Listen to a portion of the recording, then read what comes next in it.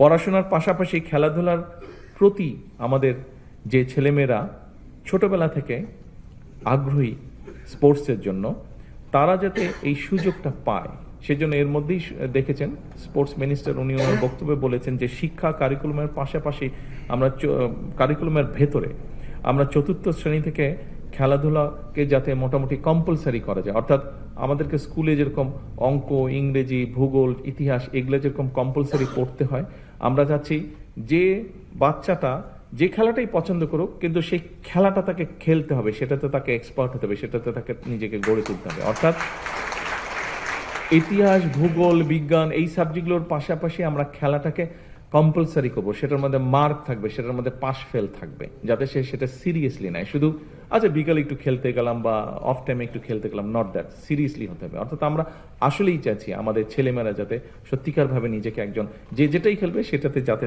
সে তাকে নিজেকে এক্সপার্ট হিসেবে গড়ে তুলতে পারে। 30 এপ্রিল সিলেট থেকে আমরা শুরু করতে যাচ্ছি নতুন করে স্পোর্টস, এবং একই সাথে ইনশাল্লাহ এটা সারা দেশে শুরু হবে।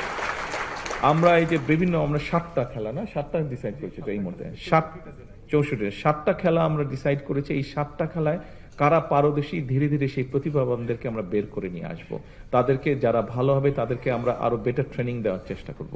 এভাবে করে আস্তে আস্তে আমরা খেলোয়াড় গড়ে তুলবো, পেশাদার খেলোয়াড় গড়ে তুলবো, এবং আমাদের লক্ষ্য থাকবে ইন্টারন্যাশনাল যে ইভেন্টগুলো হয় সেগুলোতে আমরা হিট করা শুরু করব আস্তে আস্তে। এবং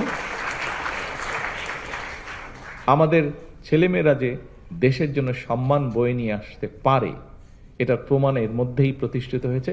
ইনশাল্লাহ আগামী দিনে আমরা আরো বেশি সম্মান বয়ে নিয়ে আসবো।